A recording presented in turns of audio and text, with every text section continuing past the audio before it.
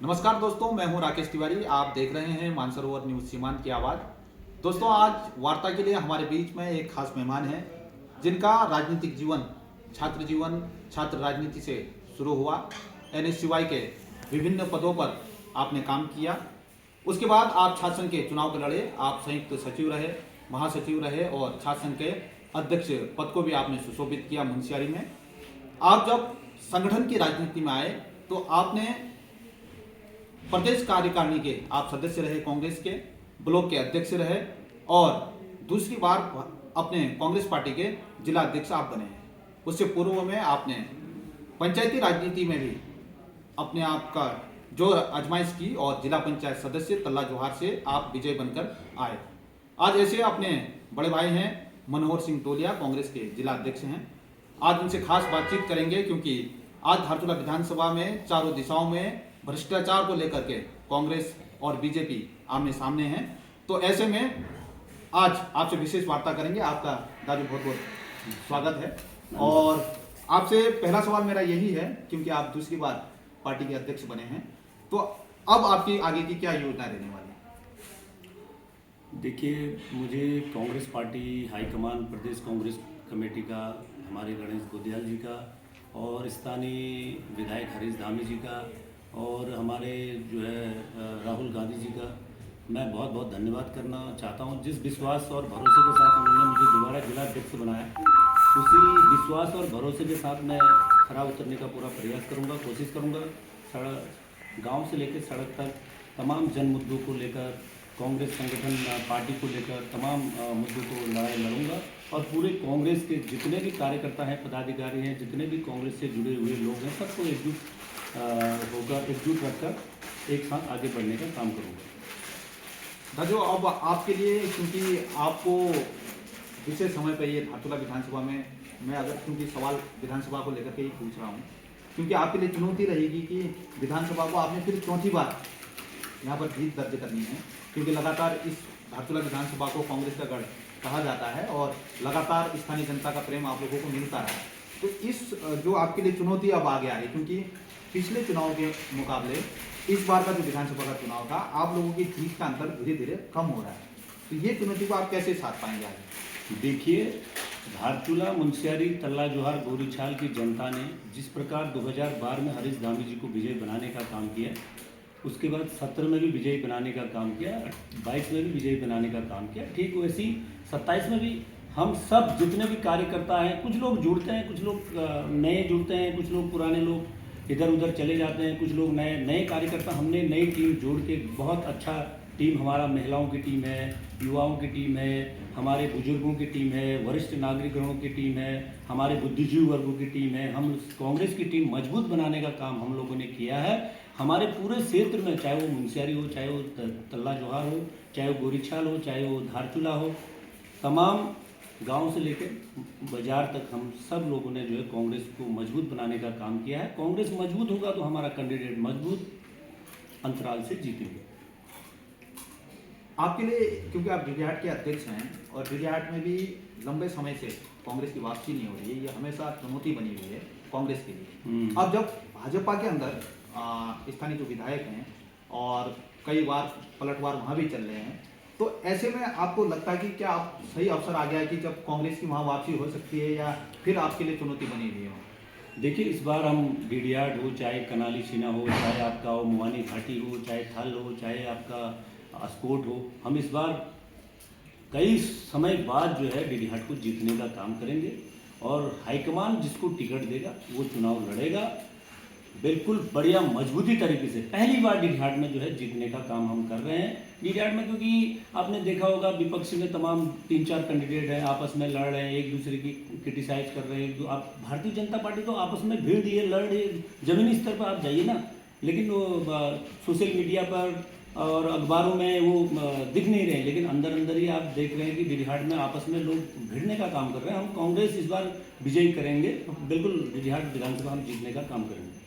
लेकिन जैसे अगर देखा जाए, धारचूला में कांग्रेस का गढ़ विधानसभा को कहते हैं, जी, जनता आपको आशीर्वाद देगी, लेकिन ऐसे ही अगर डीडीहाट में जब हम देखते हैं तो 6 बार विधायक बन गए हैं स्थानीय जो विधायक हैं, तो वो भी काफ़ी मजबूत स्थिति में है। क्या केवल आप इतने से खुश हैं कि वहाँ पर एक दूसरे के खिलाफ वार वो सोशल मीडिया हो या कुछ चीज़ें करते हैं, क्रिटिसाइज कर रहे हैं, लेकिन क्या उतने में आप अपने लिए संभावनाएं देख रहे हैं या आपको लगता है कि संगठन आपका मजबूत होगा वहाँ, क्योंकि कांग्रेस का संगठन वहाँ कमजोर दिखता है ना? देखिए, हमने डीडीहाट विधानसभा में इस बार विकासखंड डीडीहाट और विकासखंड कनाली छिना में हमने बूथ स्तर पर अपने कार्यकर्ता, बूथ स्तर के पदाधिकारी, बूथ स्तर के हमने अध्यक्ष, बूथ स्तर के बीएलए, बूथ स्तर के बीएलए 2 का जो है बढ़िया सा हमने एक रूपरेखा तय किया है। इस बार संगठन का हर बूथ में हर कार्यकर्ता हमको जो है मजबूती तरीके से अपने कैंडिडेट को चुनाव लड़ाने का काम करेंगे।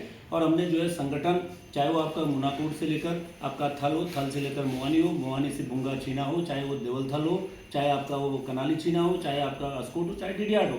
इस बार डीडीहाट को हम ऑलरेडी जीतते थे, विकासखंड डीडीहाट में हम कांग्रेस हमेशा आगे रहता था। इस बार कनाली छीना और मुनाकोट हम बेहतरीन तरीके से जीतेंगे और कांग्रेस का हम वहाँ पर 2027 में विधायक बनाएंगे। अध्यक्ष जी, अब मुंशियारी की तरफ आते हैं जी। क्योंकि नगर पालिका के चुनाव अभी कुछ समय पहले ही संपन्न हुए हैं। जैसे धारचूला में आप लोग यहाँ चुनाव बनाने में कामयाब रहे और आपके संगठन की जो आपका जो प्रोफाइल है, जो आपका जीवन परिचय है, मुझे लगता है कि उसके कारण भी आपको पार्टी ने टिकट दिया होगा। लेकिन जो आप लोगों के नेता हैं, स्थानीय जो विधायक हैं, क्या आपको लगता है कि वो टिकट देने में कुछ मिसमैनेज कर गए? क्योंकि हार जीत का तो विषय रहता ही है। देखिए, मुंशियारी नगर पंचायत में मैंने संगठन के लिए पोस्टर टाँकने से लेकर झंडे टाँकने तक मैंने जो यहाँ तक का सफ़र रहा है मेरा, मैंने कांग्रेस के लिए हमेशा इन 22-23 सालों में कांग्रेस के लिए काम किया। कांग्रेस का सिपाही होने के नाते सच्चे कांग्रेस को कांग्रेस पार्टी हाईकमान ने टिकट दिया। हरीश धामी हमारे जो स्थानीय एमएलए हैं, उन्होंने भी कांग्रेस का प्रत्याशी का ही जो है प्रचार किया। और कुछ लोगों ने, भाई होता ही है, उनकी मंशा होगी कि मुझे टिकट मिले। हर कैंडिडेट मैदान में 4-4, 5-5 थे, तो उन्होंने कहा मुझे मिलना चाहिए, उन्होंने कहा मुझे मिलना चाहिए, सभी ने आवेदन किया था। मैंने तो कांग्रेस से यही बोला था कि मैं आवेदन कर रहा हूँ, अगर मुझे टिकट नहीं दिया गया तो मैं जिसको कांग्रेस पार्टी हाईकमान टिकट देगा मैं उसका प्रचार करूँगा। सबका यही कहना था। लेकिन जब कांग्रेस ने मुझे टिकट दिया तो मेरे कांग्रेस के परिवार के लोग ही जो है बिखर गए थे। उन्होंने जो है एक निर्दलीय प्रत्याशी को अपना समर्थन दिया, सपोर्ट किया।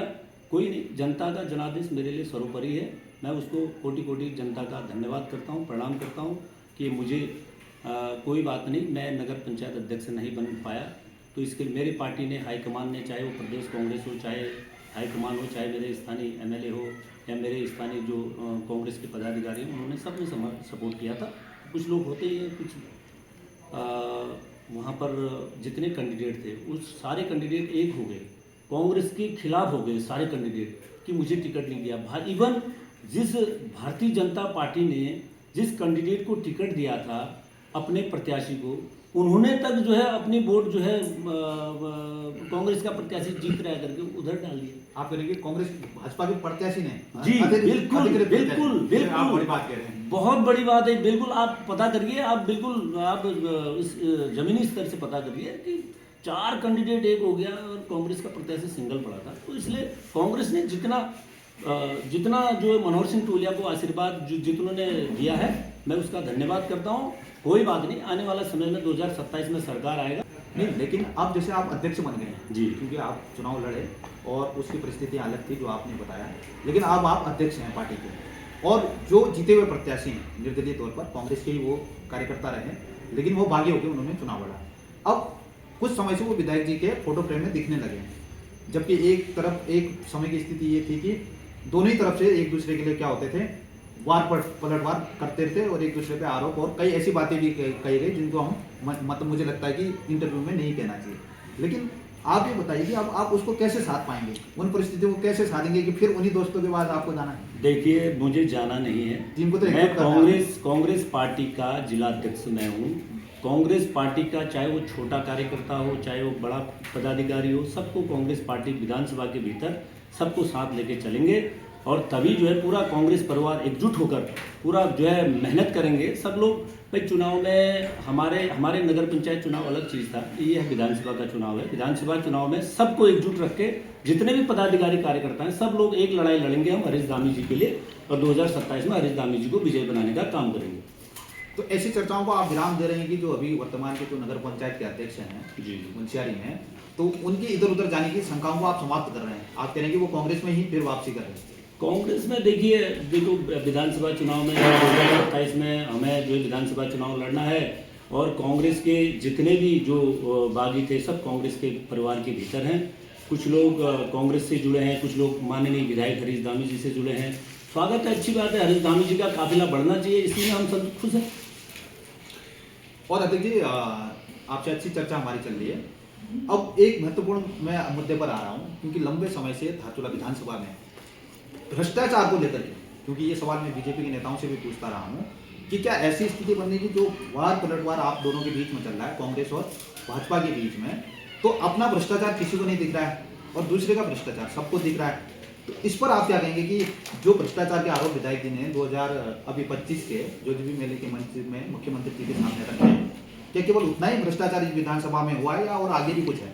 देखिए, माननीय विधायक जी ने, देखो सरकार हमारी 2012 से लेकर 2017 तक हमारी सरकार रही। 1 साल 1.5 साल हमारे पूरा डिस्टर्ब किया गया हमारी सरकार को। आप जानते हैं इस बात को, पूरी जो है जग जाहिर है, पूरा उत्तराखंड जानता है। जितने भी साल हमारी सरकार, कांग्रेस की सरकार रही, हरीश रावत जी मुख्यमंत्री रहे, धारचूला मुंशियारी पूरा विधानसभा का पूरा माननीय हरीश रावत जी के द्वारा पूरा क्लियर किया गया। पूरा आपदा के क्षण जो है हरीश रावत जी, हरीश धामी जी, सब जितने भी कार्यकर्ता थे, सब ने जो है अपना समय दिया, और आपदा के समय पे, दुख की घड़ी में, संकट काल में, एक कार्यकर्ता दूसरे गांव में जाकर, दूसरे गांव के कार्यकर्ता तीसरे गांव में जाकर सबने मदद करी। और भ्रष्टाचार का आरोप की बात कर रहे हैं आप, जहां तक मैं बीच में चैनल के माध्यम से, सोशल मीडिया के माध्यम से, अब भाई विधायक जी ने ये बोला कि भाई माननीय मुख्यमंत्री जी के सम्मुख बोला कि विधायक जी ने बोला कि जितने जो कुछ कामों में भ्रष्टाचार किए गए हैं लोगों के द्वारा, इनकी जांच होना चाहिए। अब जांच होना चाहिए तो जिन्होंने अगर भ्रष्टाचार नहीं किया है तो उन्होंने तो खुश होना चाहिए। उन्होंने आरोप प्रत्यारोप वाली बात तो है ही नहीं ना। माननीय मुख्यमंत्री प्रदेश का मुखिया है, मुखिया के सामने अपने परिवार के मुखिया, उत्तराखंड के मुखिया माननीय मुख्यमंत्री हैं, मुख्यमंत्री के सम्मुख परिवार के सदस्य हरीश धामी जी ने विधायक होने के नाते कह दिया, तो मुख्यमंत्री जी ने तो यसी बोला हम जांच करेंगे। लेकिन जो कार्यकर्ता आपस में फिर आरोप लगा रहे हैं कि ये नहीं जी, ये होना चाहिए, ये होना चाहिए, तो गलत बात है। तो हरीश धामी जी ने तो यही बोला कि जो मेरे विधानसभा में जो भ्रष्टाचार किया गया है, इन योजनाओं को, भाई किसी का नाम व्यक्ति विशेष का नाम लेके तो नहीं बोला, भाई इन योजनाओं में, इन इतने लागत की योजनाओं में जो गबन हुआ किया गया है, उसको जो है जांच होनी चाहिए। उन्होंने मुख्यमंत्री घोषणा की बात की है ना, तो माननीय मुख्यमंत्री जी की घोषणाओं में जहां भी आप इधर उधर आप देखते होंगे, आपने सुना होगा, पूरा धारचूला विधानसभा के जो बाहर भी रह रहे हैं, चाहे हल्द्वानी रह रहे हैं, देहरादून रह रहे हैं, दिल्ली रह रहे हैं, सबको पता है भाई किन किन योजनाओं में भ्रष्टाचार हुआ है। तो माननीय विधायक जी ने, मुख्यमंत्री अपने परिवार का मुखिया है, तो भाई मुखिया के सामने तो परिवार का एक बच्चा हो, चाहे पति हो, पत्नी हो, परिवार का भाई मुखिया जो होगा उसी को तो शिकायत की जाएगी। तो माननीय विधायक जी ने अपने परिवार का मुखिया आए हैं यहाँ पर, इन योजनाओं का, मुख्यमंत्री की इन घोषणाओं की जो है जांच होनी चाहिए बोला, तो उनकी जांच हो जानी चाहिए। इसमें तो चर्चा और आरोप प्रत्यारोप करने की कोई बात ही नहीं। अगर अच्छा काम हुआ है, काम अगर गलत नहीं हुआ है तो डर किस बात की। लेकिन भाजपा के लोगों का ये कहना है कि विधायक जी जब एक तरफ जांच की मांग कर रहे हैं, तो भाजपा के लोगों का कहना है कि विधायक जी क्योंकि लंबे समय से यहाँ सत्ता में हैं, तो क्यों ना विधायक नीति की भी और कांग्रेस से जुड़े हुए जो लोग हैं उनके कार्यों पर भी जांच हो जाए, वो इवन कि वो भी सीबीआई जांच की मांग कर रहे हैं। देखिए माननीय विधायक जी पर आरोप लगा रहे हैं विपक्षी भी, भारतीय जनता पार्टी के नेताओं के द्वारा माननीय विधायक जी की निधि में जांच की जाए करके आरोप लगा रहे हैं। तो माननीय विधायक जी ने तो खुले मंच से बोल दिया, भाई मेरी भी जांच हो, मेरी विधायक निधि की जांच हो, सारे कामों की जांच हो, आपदा की जांच हो। क्या कह रहे हैं विधायक जी? मना थोड़ी कर रहे हैं जांच करने के लिए। मना तो कौन कर रहा है? जिसने गबन कर रखा है। भाई डरेगा वही ना जिसने भाई क्या कहते हैं योजनाओं को। भाई एक इंजीनियर आके कांग्रेस के कार्यकर्ताओं से 4 किलोमीटर उसी पैसे में 4 किलोमीटर बनवा रहा है, और वही जो है जब उनके नेता लोग काम कर रहे हैं तो उनको 400 मीटर बनाया जा रहा है। तो कहीं भाई ये क्या है? ये सौतेला व्यवहार तो हुआ ना कि सरकार उनकी है तो उनका चलेगी, अब विपक्षियों की नहीं चलना है। तो काम मानक के हिसाब से काम होना चाहिए। मानक के हिसाब से आप भी काम, आपने देखा होगा कि सब लोग मानक के हिसाब से काम करते हैं। जो इंजीनियर और जेई है वो काम लेते हैं। भाई जहाँ भ्रष्टाचार हुआ है तभी माननीय विधायक जी ने बोला है कि भ्रष्टाचार हुआ है, तब आरोप लगे हैं। तो आरोप लगे हैं तो उसमें जांच होनी चाहिए। क्लियर है ना सर कि आरोप लगे हैं, डीएम साहब को जांच के आदेश दे दिए उन्होंने जब मुख्यमंत्री जी ने, तो मुख्यमंत्री जी ने डीएम को दे दिए तो डीएम ने जांच करना चाहिए। अब ये मैं कि इधर से दूसरा आदमी कह रहा है, उधर से तीसरा आदमी कह रहा है कि जांच होना चाहिए और ये होगा 2013 की आपदा में ये वो दुनिया भर के आरोप लग रहे हैं ना, ये तो गलत बात है।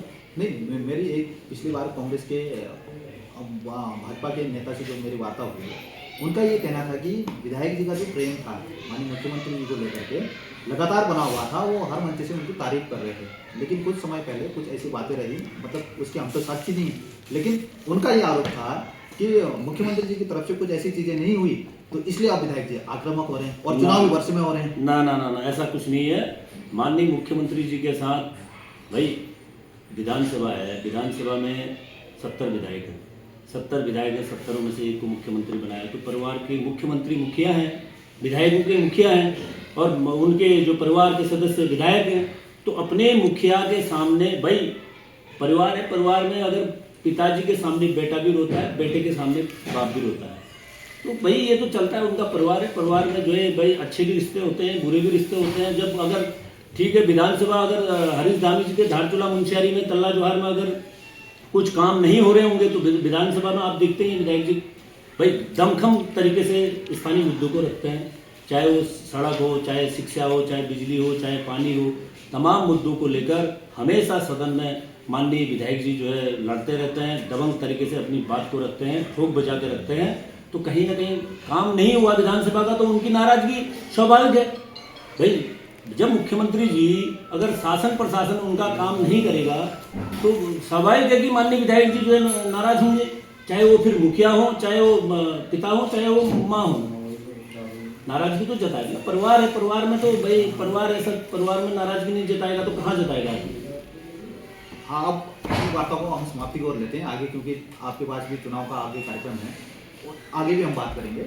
लेकिन अब एज ए व्यक्तिगत मुंशियारी के स्थानीय निवासी होने के नाते और कांग्रेस के अध्यक्ष होने के नाते आपको क्या लगता है कि अगर जिस प्रकार की जांच विधायक जी मांग रहे हैं भ्रष्टाचार को लेकर के, अच्छी बात है कि ये चर्चा शुरू हुई है क्षेत्र में, लेकिन जनता क्या होता है कि भ्रष्टाचार की चर्चाओं के बीच अपने आप को ठगाई महसूस करती है क्योंकि परिणाम तक वो चीजें पहुंचती नहीं है। तो आपको क्या लगता है कि केवल इस जांच में भारतीय जनता पार्टी के ही लोग दोषी होंगे या फिर कांग्रेस के लोगों पर भी ये आरोप आ सकते हैं? विधायक जी ने ये बोला है, विधायक जी ने ये बोला है जिसने भी जो भी योजना हो जहाँ पर गड़बड़ी पाएगी, चाहे कोई भी हो, चाहे कांग्रेसी हो, चाहे भाजपाई हो, चाहे कोई भी दल का हो, अगर विधायक जी ने तो यही तो बोला कि तुम्हारी जांच थोड़ी करने ही बोला विधायक जी ने। विधायक जी ने बोला कि भाई मेरे विधानसभा में, विधायक जी का कहना था कि मेरे विधानसभा में कहीं पर भी अगर गलत हो रहा है उसकी जांच होनी चाहिए बोला ना।